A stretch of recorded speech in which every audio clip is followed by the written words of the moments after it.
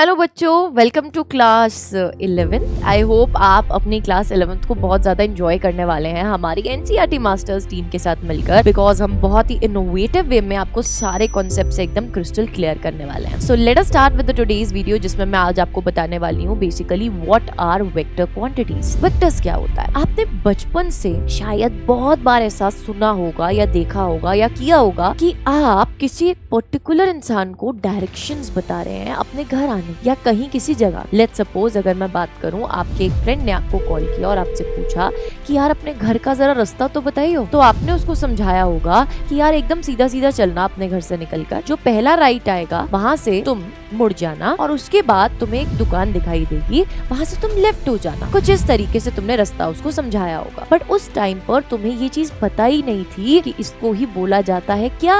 Vector quantity. यानी कि जो तुम यूज कर रहे हो बेसिकली वो कुछ और नहीं है, वो वेक्टर्स ही हैं। जब तुम्हें डायरेक्शन की भी साथ में जरूरत पड़ रही है किसी भी क्वांटिटी को डिस्क्राइब करने के लिए, that quantity becomes a vector quantity. इसको और डिटेल में समझेंगे और विस्तार में समझेंगे। First of all let me introduce myself Arshpreet Kaur, your physics educator, and I welcome all of you on NCERT NEET Adda 24/7 channel. यहाँ पर आप अपनी class 11th 12th and NEET की जर्नी को, नीट की प्रिपरेशन को बहुत ज्यादा स्ट्रॉन्ग बना सकते हैं हमारी टीम के साथ मिलकर। And right now let me tell you about something else as well बेटा, कि हमारे टारगेट बैचेस लॉन्च हो चुके हैं एंड 15th of April से क्लासेस स्टार्ट होने वाली हैं। तो जितने भी क्लास 11th वाले स्टूडेंट हैं जो टारगेट कर रहे हैं अपने नीट एग्जामिनेशन को, वो हमारे साथ जुड़ सकते हैं अपने टारगेट बैच में। Here are the details mentioned regarding this batch.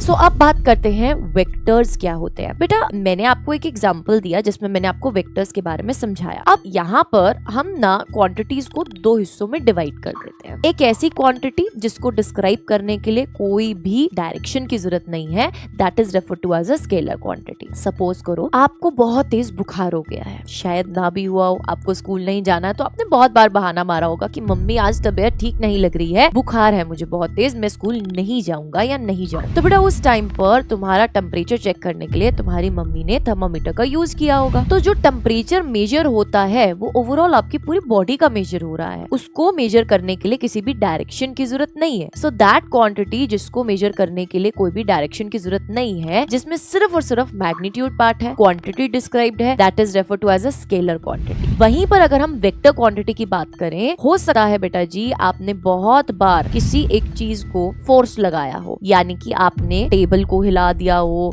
आपने चेयर को एक जगह से उठाकर दूसरी जगह पे रखा हो, या फिर आपने अपने फ्रेंड को ही धक्का दे दिया हो। तो ये सब चीजें जब तुम कर रहे हो, जब तुम फोर्स लगा रहे हो, तो वो बॉडी जो है वो एक पर्टिकुलर डायरेक्शन में मूव कर रही है। तो बेटा जो फोर्स होता है वो एक वेक्टर क्वांटिटी होता है जिसमें magnitude as well as direction दोनों पार्ट्स होते हैं। सो आई होप आपको थोड़ा सा आइडिया मिल गया होगा कि स्केलर क्वांटिटी क्या होती है और वेक्टर क्वांटिटी क्या होती है। तो यहाँ पर एक छोटा सा टेस्ट कर लेते हैं। बेटा अगर मैं तुमसे बोलूं कि 50 किलोमीटर्स पर सेकेंड, ये आपको स्पीड दे रखी है, और वहीं पर आपको 5 न्यूटन का force in the west direction दे रखा है, इसमें से कौन सी स्केलर क्वांटिटी और कौन सी वेक्टर क्वांटिटी है? इसको जरूर से कमेंट सेक्शन में बताइए। आई थिंक आपने सही से गेस कर लिया होगा that 50 Newton in the west direction, that is this force is a vector quantity, right? क्योंकि यहाँ पर हमें मैग्नीट्यूड के साथ साथ डायरेक्शन की भी जरूरत पड़ी। अब बेटा ये वेक्टर्स को हम रिप्रेजेंट कैसे करते हैं? वेक्टर्स की रिप्रेजेंटेशन बहुत सिंपल है। लेट्स सपोज अगर ए हमारे पास कोई वेक्टर क्वांटिटी है तो उसके ऊपर हम एक एरो बनाते हैं। That representation is referred to as what? A vector quantity. A quantity with the arrow on its head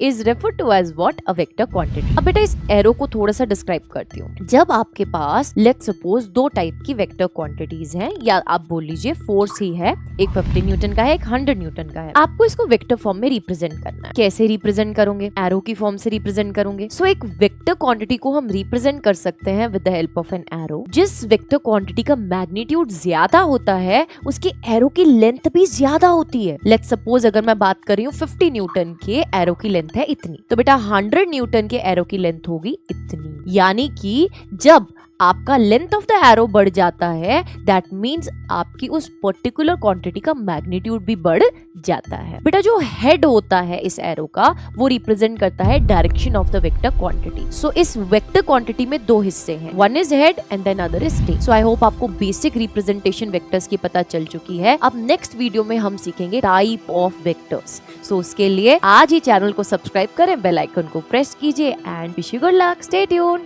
next video में मिलते हैं।